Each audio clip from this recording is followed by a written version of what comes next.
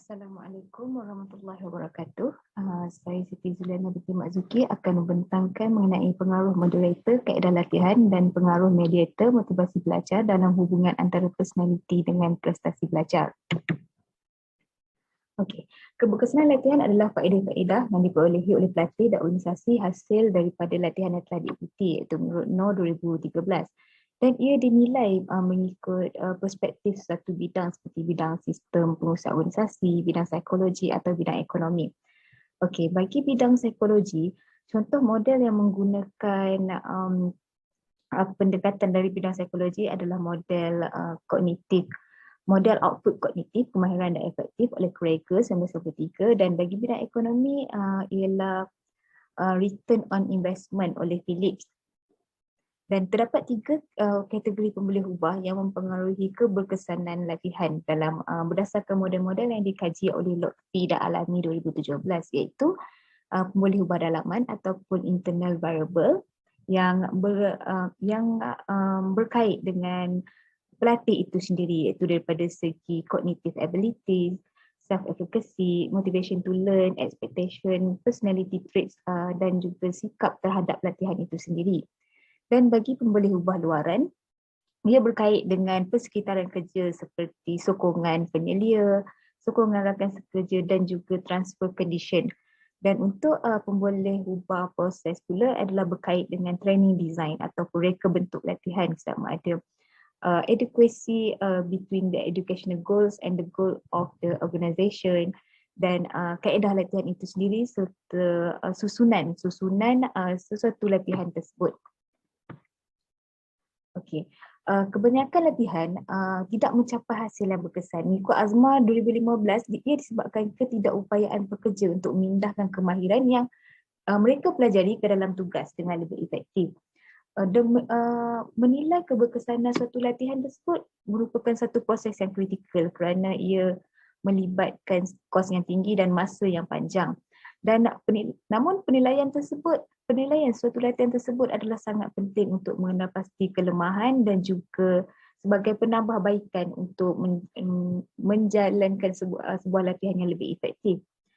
Namun peningkatan latihan amat bergantung kepada faktor individu, reka bentuk latihan dan juga organisasi. Namun antara ketiga-tiga faktor ini, reka bentuk latihan merupakan faktor yang paling mendapat perhatian daripada para pengkaji. Namun persekitaran kerja ataupun work condition adalah faktor yang paling kurang dikaji mengikut Eng dan Ahmad 2018. Dalam menjalankan latihan, kebanyakan model menekankan mengenai faktor pembelajaran sebagai output latihan. Ini adalah dinilai bertepatan dengan definisi latihan itu sendiri, iaitu kaedah pelajaran dan perkembangan tersusun untuk pulaskan lagi kecekapan individu, kumpulan dan seterusnya organisasi mengikut Goldstein dan Ford 2002. Okey, dalam konteks kajian yang bakal dijalankan oleh pengkaji adalah konteks ketenteraan.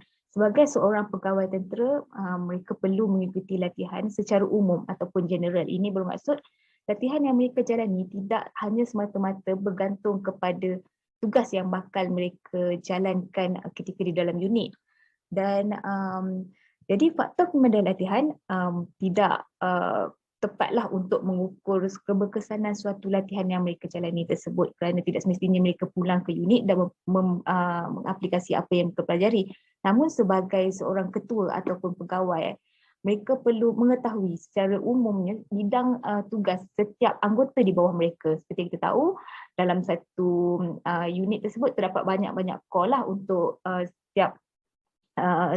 setiap tim itulah dalam tentera ni. Dan sebagai pusat penyedia latihan, kolej pegawai ini mengetahui adakah kaedah ataupun rancangan pengajaran yang mereka rancang itu, yang mereka jalankan itu benar-benar berkesan. Okay. Dan seterusnya adalah faktor individu. Faktor individu adalah sangat penting dan telah banyak kajian yang dijalankan. Jadi namun faktor individu berkaitan dengan personality kurang diberi perhatian berbanding faktor keupayaan, efekasi diri dan kebolehan latihan. Jadi satu kajian yang berkaitan dengan faktor personality dan faktor reka bentuk latihan perlu dijalankan dan perlu diberi perhatian yang serius kerana kedua-dua variable ini adalah bergantung antara satu sama lain dan berkait rapat dalam ketika proses latihan itu sedang berjalan, ketika proses during the training process tersebut. Okey, objektif kajian adalah mengkaji pengaruh langsung faktor personality, motivasi belajar dan berkaitanlah antara personality, motivasi belajar and then prestasi belajar dan juga kaedah latihan yang dijalankan. Metodologi kajian merupakan satu kajian berbentuk kuantitatif yang memilih pegawai tentera yang mengikuti kursus G2 dan G3 serta asas lidik yang digunakan dengan seperti yang tertera. Dan bagi pembentangan kali ini, metodologi kajian yang digunakan hanyalah tinjauan perpustakaan yang menggunakan sumber seperti kajian lepas dan buku-buku. Bagi model keberkesanan latihan, terdapat model Kirkpatrick yang digunakan mengandungi 4 tahap, reaksi, pembelajaran, tingkah laku dan hasil. Dan menurut Kirkpatrick, keempat-empat tahap ini adalah berkait antara satu sama lain, seperti reaksi akan mempengaruhi pembelajaran dan seterusnya pembelajaran akan menyebabkan perubahan tingkah laku dan seterusnya meningkatkan hasil individu dan juga organisasi. Dan model pemindahan oleh Baldwin dan Ford 1988 dan model output kognitif kemahiran efektif oleh Krieger yang menekankan hasil kognitif berdasarkan kemahiran kognitif, kemahiran dan juga efektif. Seterusnya model latihan oleh Goldstein dan Ford iaitu satu model instructional system oleh Goldstein dan Ford dan juga model oleh Holton, Counter Georges dan seterusnya model oleh Holton.